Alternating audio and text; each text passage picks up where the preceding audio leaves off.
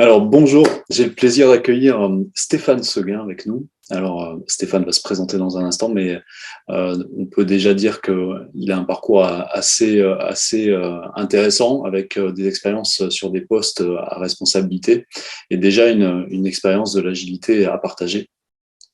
Et aujourd'hui d'ailleurs, je crois, Stéphane, enfin, tu nous en parleras, mais tu coaches des entrepreneurs et des dirigeants. Je pense que tu as fait une évolution, là, un virage de carrière en t'appuyant sur cette expérience que tu as acquise. Et donc, ben voilà, ce que je te propose, c'est de commencer par te présenter toi. Ce sera bien mieux que si c'est moi qui le fais. Et si à un moment donné, tu peux faire le lien avec la thématique qui nous intéresse tous, qui est l'agilité, eh ben, c'est top. Bah écoute, déjà je te remercie. Donc effectivement, je suis en période de changement assez important dans ma vie professionnelle. Pour me présenter rapidement, j'ai 25 ans de grands groupes, Mhm. dont 20 ans chez Total, maintenant Total Énergie. Et pour aller droit au but, j'ai été dans la dernière ligne droite, beaucoup dans la transformation. J'ai été CIO d'une filiale e-commerce qui est passée de 10 à 100 millions d'euros de chiffre d'affaires et qui devait rapidement faire en sorte qu'on se fasse pas disrupter sur notre marché. Donc c'était le marché de la vente d'énergie sur Internet. Mhm. Donc on y reviendra, mais l'agilité était absolument fondamentale. Et puis, juste avant que je devienne coach de dirigeant, j'ai été CDO, donc directeur de la transformation digitale d'une activité mondiale présente dans 140 pays. Là aussi, il y avait des enjeux de transformation et d'agilité à la clé. Ok, alors c'est justement, t'as répondu à une question que j'allais te poser juste après, que je m'étais noté là, j'étais en train de relire mes notes. La question était, bah, est-ce que tu saurais nous dire justement à quel point l'agilité a été déterminante dans les challenges que tu as eu à relever avec tes équipes ou tes clients? Enfin, tu pourrais arriver à nous résumer ça? Alors, elle a été absolument déterminante. L'exemple le plus flagrant, on était quand même dans une démarche projet qui était très cycle en V et on était content d'avoir lancé un site internet qui était fuelmarket.fr rapidement. Donc Ouais. c'est à peu près la fois où on a sorti très vite un projet dans un temps qui nous paraissait record. Mhm. Mais le problème, c'est que nos concurrents continuaient à évoluer fortement et qu'on avait repris notre cycle en V, on avait repris Ah notre oui, mode forfait, etc. Et qu'on sentait qu'au fur et à mesure que les mois passaient, on prenait du retard significatif par rapport à nos concurrents mhm. et aussi par rapport aux besoins, aux pain points, comme on dit, de nos clients. Donc quand on a mis en place Scrum, bah, d'une part, alors, on avait l'habitude aussi, sans caricaturer le cycle en V, qui avait aussi ses vertus, mais on avait quand même l'habitude de pas tenir nos délais. Ouais, On avait l'habitude d'avoir des budgets qui avaient tendance à exploser. Et puis on avait l'habitude de délivrer des choses qui n'étaient pas toujours de très très grande qualité. d'accord. Et là, on a basculé dans un monde qui était nettement plus confortable pour le CIO que j'étais, puisqu'on a respecté les budgets à la lettre, on a respecté le timing à la lettre, on a eu une nouvelle version de notre site internet qui était hyper quali, et surtout, on est entré dans une incrémentation de l'itératif progressif, et donc on est entré dans des sprints tous les 15 jours, D'accord. au-delà de la nouvelle version de notre site internet, et qui a fait qu'en fait, on a pris une vitesse considérable, qui a fait qu'on a non seulement rattrapé nos concurrents, mais on les a doublés. Voilà. Top. Top. Alors du coup, ça c'est l'aspect effectivement business, quoi, être sur du sur-mesure par rapport aux attentes des clients avec une satisfaction client au top. On a l'aspect mis sur le marché. Alors, j'essaye d'arrêter d'employer des mots anglais parce que certains m'en font le reproche, mais on parle beaucoup de time to market, donc là, il y a un enjeu évidemment très fort là-dessus. Et puis, tenir aussi les cordons de sa bourse en termes de budget, c'est pas open bar, on est tous à la même enseigne, à part quelques entreprises peut-être qui sont open bar, mais donc sur ces trois aspects-là, ok, c'est très clair. Est-ce que tu as ressenti aussi une différence au niveau des équipes, au niveau de la motivation, au niveau est-ce que les équipes ont senti une différence sur, je sais pas, le fait d'avoir peut-être des feedbacks plutôt sur leur boulot, plutôt que d'attendre des mois parfois pour avoir un feedback du client ou de ta part ou du manager, enfin sur leur travail, ou toute autre chose qui peut avoir une influence sur la motivation, l'environnement de travail, la qualité de l'environnement de travail? Ouais, c'est un changement complet de paradigme parce que d'une part, moi j'avais malheureusement l'habitude que les équipes IT soient éloignées de nous, ce qui était frustrant parce que finalement on mettait pas vraiment de visage sur les personnes qui développaient nos solutions. Et souvent, c'était du coup un peu notre exutoire. Donc on se renvoyait la balle de qualité qui était pas toujours au rendez-vous. Là, il y a eu une union des forces, il y a eu l'humanisation dans la démarche, il y a eu apprendre, parce que ça se fait pas en 2 jours de basculer dans le Scrum. Il y a eu aussi le fait de rentrer dans l'autonomie des équipes et l'agilité, c'est pas je zigzague toutes les 3 minutes. Si on zigzague, on est en train de dépenser de l'argent. C'est possible, mais on est quand même en train de dépenser de l'argent inutilement. Donc pour revenir à ta question par rapport aux équipes, je trouve qu'il y a un engagement plus fort, il y a une relation plus collégiale, il y a du sens aussi qui est donné aux équipes. Parce qu'on sent bien que les équipes techniques sont beaucoup plus proches des besoins, de la finalité, et que finalement, on est tous en train de concourir à un résultat. Et donc ça change absolument tout, quoi. Ok. Donc en plus un meilleur alignement des énergies de tout le monde sur une étoile du Nord à viser. Cool. Super, merci beaucoup, c'est très clair là-dessus et je pense que voilà, c'est des choses qui parleront aussi à plein d'autres personnes qui peuvent visiter, à se lancer dans l'agilité encore aujourd'hui. Ça, voilà. Une autre question que je m'étais notée, alors c'est particulier parce que c'est une question que je pose pas à tous les participants à mes formations parce que tous sont pas dans ton cas, c'est que toi, tu as déjà vécu l'agilité, tu as mis en place, enfin pas forcément toi-même mis en place, mais tu as des équipes, tu as fait le choix d'aller vers un fonctionnement agile avec sans doute des Scrum Masters qui ont mis en place tout ça et tout ce qui va bien. Et malgré tout, tu es venu t'inscrire à notre formation sur la gestion de projet agile avec Scrum. Donc la première question que j'ai envie de te poser au sujet de la formation du coup, cette fois, c'est qu'est-ce qui t'a poussé à venir t'inscrire, à nous rejoindre sur nos formations Scrum? En fait, je l'ai vécu même vraiment en m'impliquant fortement, mais j'étais CIO ou CDO.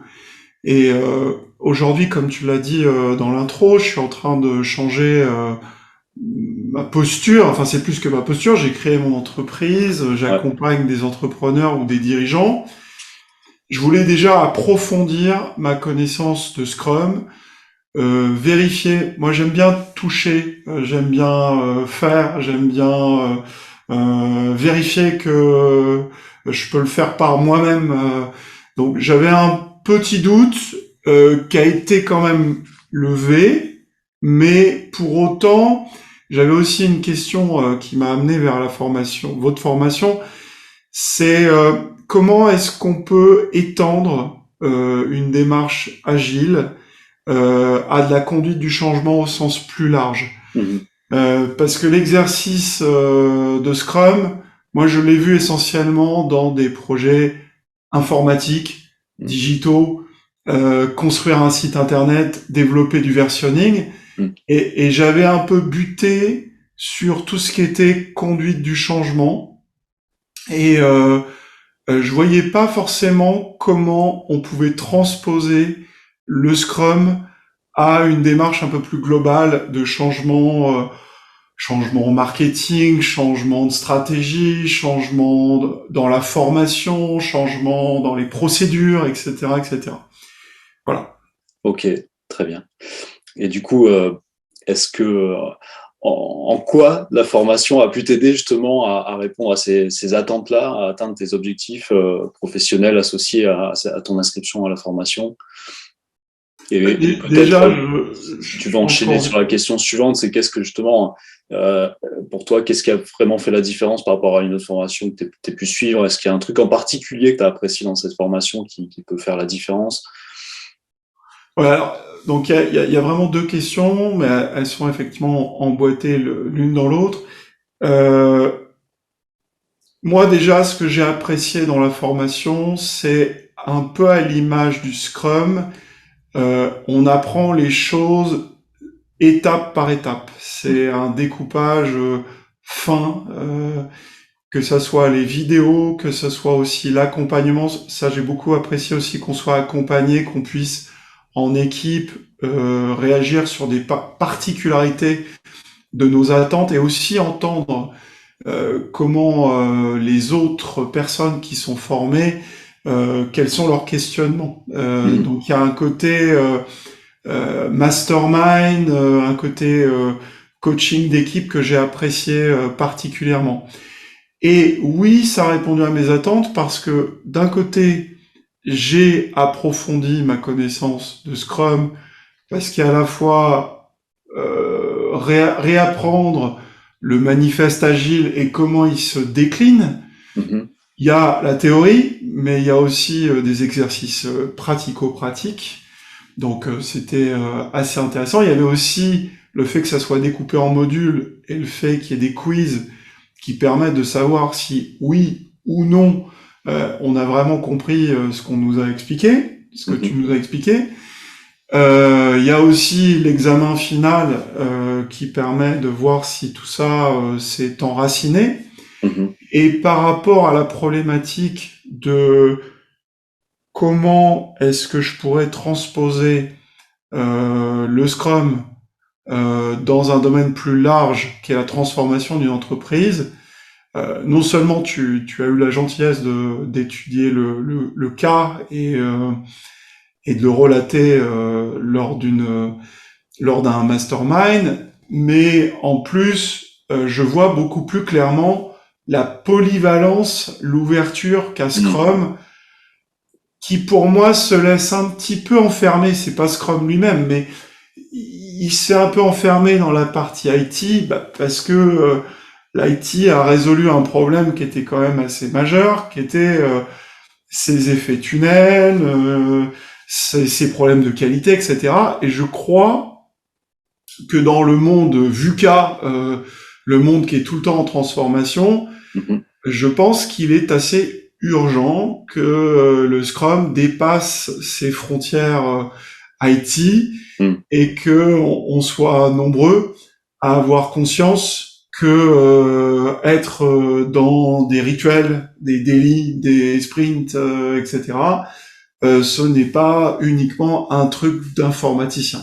Mhm. Donc, je sais pas si je réponds à toutes tes questions, mais moi, ça a répondu à mes attentes. Donc, oui, deux fois oui. Et dans la façon dont est fait la formation, je trouve qu'il y a du pratico-pratique, il y a du digeste, il y a Mhm. beaucoup de pédagogie, beaucoup aussi de vulgarisation, ce qui est quand même assez sympa, tout en étant pointu, parce que tu insistes, et tu as raison, sur quelque part les fondamentaux, les piliers de Mhm. Scrum.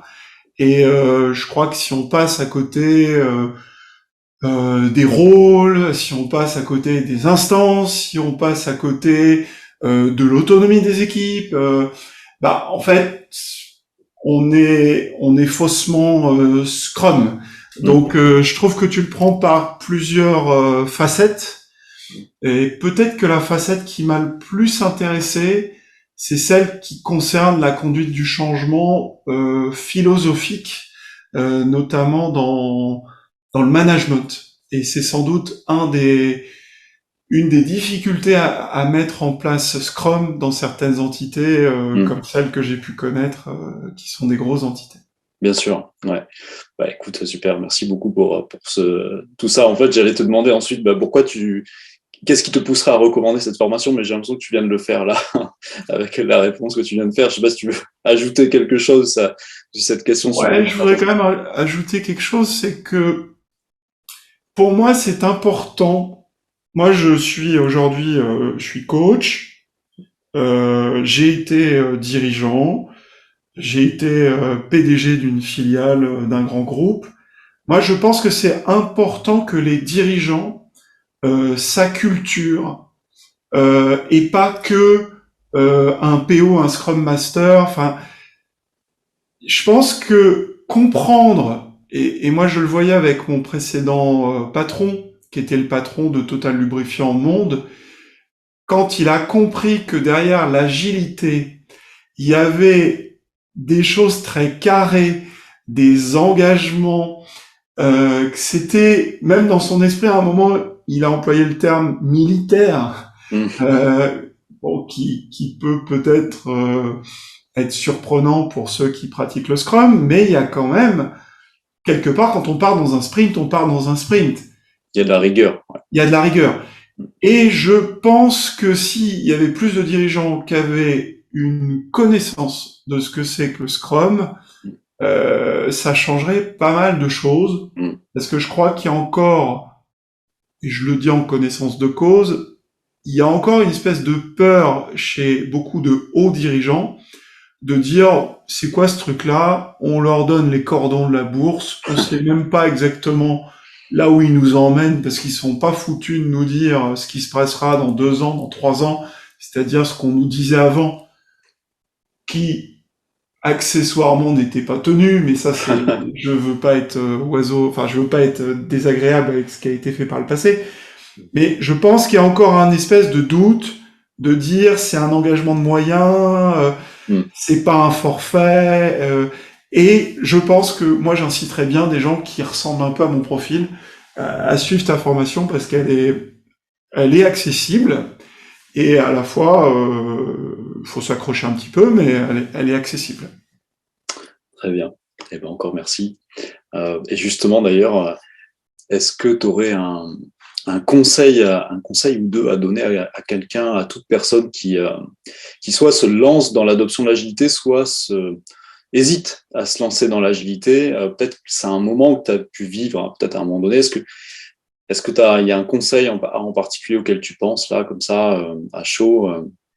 Alors, hésiter de se lancer dans l'agilité, j'ai du mal, sincèrement, j'ai du mal à le concevoir, même si je comprends complètement que c'est une conduite du changement en soi, parce que comme je viens de le dire, il y a à la fois un changement d'engagement, il y a un changement aussi dans l'autonomie des équipes, etc. Donc le conseil numéro 1 que je donnerais, c'est d'appliquer l'agile à la mise en place de l'agile. C'est d'y aller progressivement. Premier conseil que je donnerais. Le deuxième conseil que je donnerais, c'est quand même d'être accompagné, d'avoir un Scrum Master aux côtés, qui soit un Scrum Master qui soit pas ayatollah, pour justement respecter la première condition. Et le troisième conseil, c'est de pas le faire à moitié, par contre. C'est-à-dire que si on continue à vouloir tout diriger, tout savoir à l'avance, pas forcément donner de l'autonomie aux équipes, je pense qu'en fait, on va avoir un petit boomerang qui va revenir à la figure. Je pense qu'il faut faire confiance au process, quitte à ce que ça soit en mode test and learn, en mode MVP, pour reprendre des termes qu'on emploie souvent dans le Scrum, faire un minimum viable product et dire je commence par un petit bout, je regarde ce que ça donne et au fur et à mesure que les résultats me satisfont, je vais un petit peu plus loin. Voilà. top, super conseil. Eh ben, merci beaucoup, Stéphane. Encore merci. Merci à toi. Et je te souhaite de très belles aventures agiles, du coup, dans la suite, sur ce nouveau parcours que tu te donnes professionnellement. Voilà, au plaisir. Merci Florent. À bientôt.